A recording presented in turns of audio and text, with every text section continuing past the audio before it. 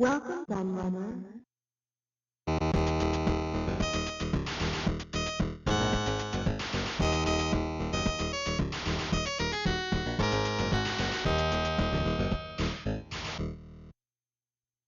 Hello everyone, I'm back with another video, and it's another magazine stroke book review that I'm going to do, and this is the new bookazine by Retro Gamer, brought out by popular demand. Everyone was screaming for an arcade book, so they gave in and did one.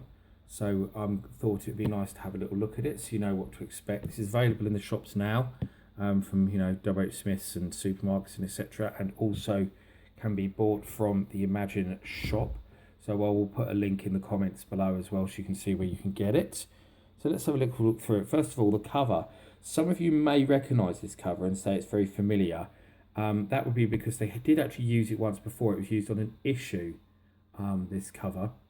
And it was so good and it went down so well they decided to reuse it on this bookazine. I'm glad they did because I think it's a terrific cover and it really suits the material. So I actually think it was a really good decision to use it again. So well done there. It's a great bit of art. So obviously starts off usually with the usual stuff, contents, etc. So we've got a real mix of stuff. We've got features, we've got retro revivals, we've got making ofs, we've got guides, we've got Unconverted, which is always a popular feature in the magazine, looking at games that haven't been converted to home systems. So starts off with an article about arcades. I think this was actually the article where the issue it was in used this cover, so I think that's another reason why they probably started off with it. And yeah, it's using that artwork, so I'm pretty sure it was. Yeah, I mean, all the content, for those who don't know, I should probably establish that, is repeated from content that was in the magazine, but for those who don't always buy the magazine, obviously this is perfect. So there we go. It goes through the different decades there of the arcade years, looking at and lots of other important arcade games that came out during that time. Speaks to lots of developers as well to see what they thought. And the sad end of the arcades. I mean, I do miss the arcades, I have to say. High scores. Pong, iconic game there. What can you say about Pong?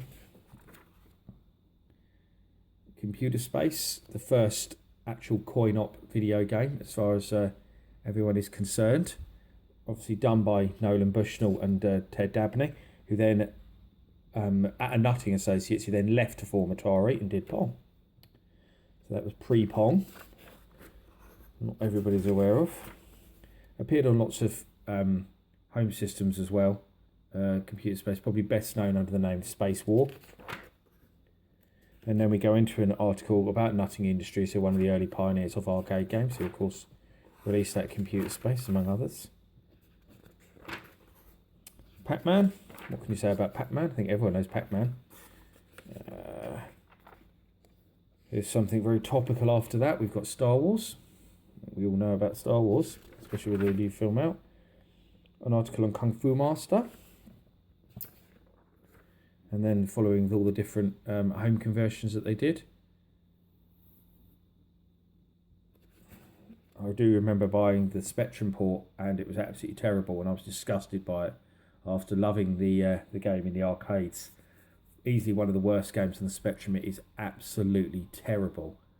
And then we flipped from that and you've got an amazing port for the Atari 2600, which I bought later on when I had the 2600, and I couldn't believe how good the 2600 port was. It absolutely destroyed the Spectrum version, and it was brilliant. It was up on par with the NES version, and there's actually got an interview there with Dan Kitchen who did the port. Absolutely incredible port. And there's some nice unconverted arcade games for you. The Legacy of Robotron. Absolutely stunning game. I still love Robotron. And then obviously looking at some of the other games that the programmer Eugene Jarvis did, because he was an absolute genius. I mean, you look at the other games that he did, like Defender and Total Carnage, Smash TV, Cruising USA. He did some amazing games. Excuse me. Donkey Kong, the game that put Nintendo on the map and introduced the world to Mario as well, of course. And there's a bit about Gary Kitchen, who did the much criticised Atari 2600 version. And a look at all the different conversions. Outrun, without doubt for me, one of the best arcade games ever made. Yu Suzuki's driving game is an absolute masterpiece. With the soundtrack, the amazing superscalar hardware, everything about it was just amazing. From the archives, Atari Inc., so the original version of Atari, when it was all one company, and goes through their years and the main people involved in the company: Al Alcorn, Steve Bristow, Ted Dabney, Nolan Bushnell. Brilliant article by Marty Goldberg. Dig Dug, a game that Darren hates, so I did think it was quite funny that it appeared in here. You'll often hear Darren go on about how Dig Dug's rubbish and Mr. Do's the best. Personally speaking, I prefer Dig Dug, so no. I think Dig Dug's brilliant. There's the man who ported Dig Dug to the Atari 2600. Pretty good conversion all in all, bit flickery, but pretty good. Goes through the other versions of the game. The evolution of Street Fighter. What can you say about the Street Fighter series? Again, not a lot. They have picked some really iconic games for this bookazine, as you'd probably expect. So it goes right the way through the series. I believe there's actually a feature on Street Fighter in the next issue of Retro Gamer, which will be 151 as well, to celebrate the birthday. So, Missile Command article. I love this article. I think it's brilliant. I remember it when it was published the first time, and I can remember it thinking it was one of my favourite articles that had ever appeared in the magazine at the time. And I love Missile Command. It's one of my favourite games of all time, so it probably had a lot to do with it as well. This goes through all the versions of the game as well. Special shout out there, they put in the sequels here, the Super Missile Command on the links, which is absolutely superb. If you haven't played it, you need to, because it's basically Missile Command with power-ups, and it works so well.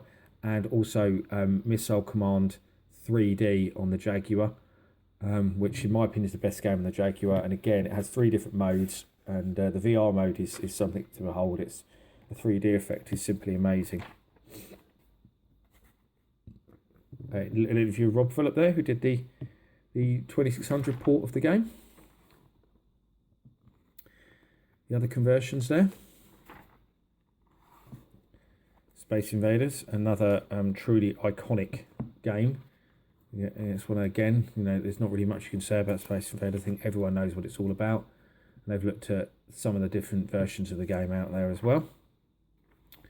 And some of the best clones as well, which I thought was quite cool. Sega's Golden Axe. Loved Golden Axe, especially on the Mega Drive, one of the first Mega Drive games I bought. The Legacy of Dragon's Lair. In my opinion, Dragon's Lair was never a good game, but yeah, it was pretty stunning to look at the time.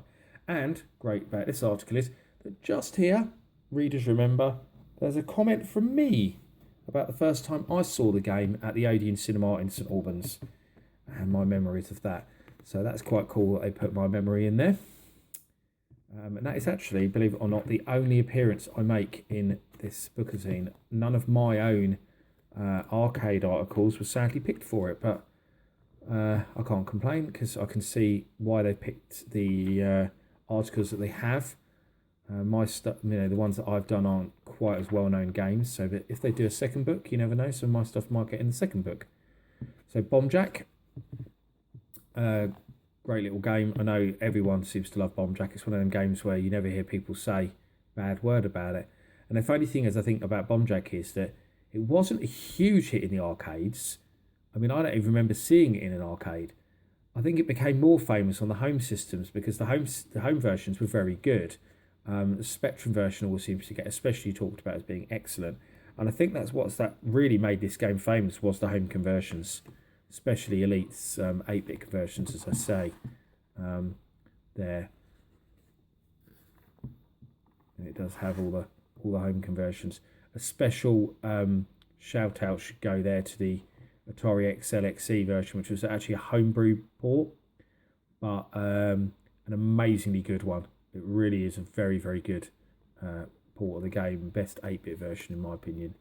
The Speccy version was good, despite the monochrome, but the Atari XLXE version is just amazing.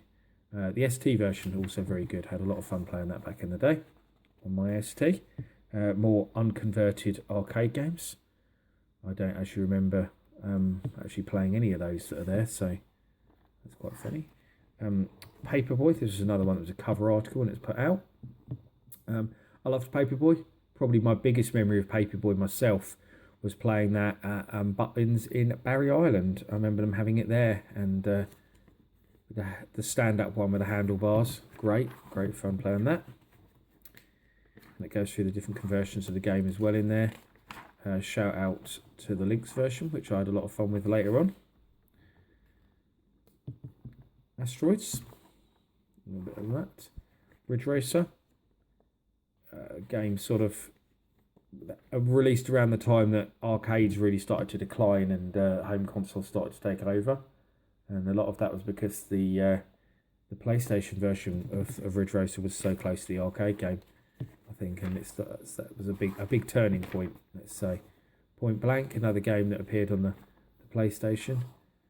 Strider, it's only natural that Strider would appear in here, seeing as Darren, the retro gamer editor, is such a huge fan of Strider.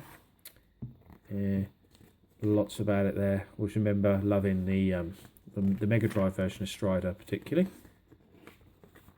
So more unconverted games there. Again, I can't say I remember playing any of those games, so they're all pretty obscure. Teenage Mutant Ninja Turtles, one of the best arcade beat-em-ups ever. I think when that game came out, I thought it was basically the best thing I'd ever seen in my entire life. I was really into Turtles at the time, and the arcade game just captured everything from the cartoon so well. And a bit with the guy who did the Spectrum and Amstrad versions of the game, which are both very good. More about the different conversions.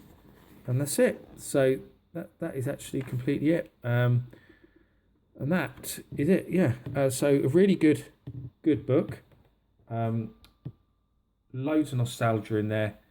Loads of articles on really great, iconic arcade games.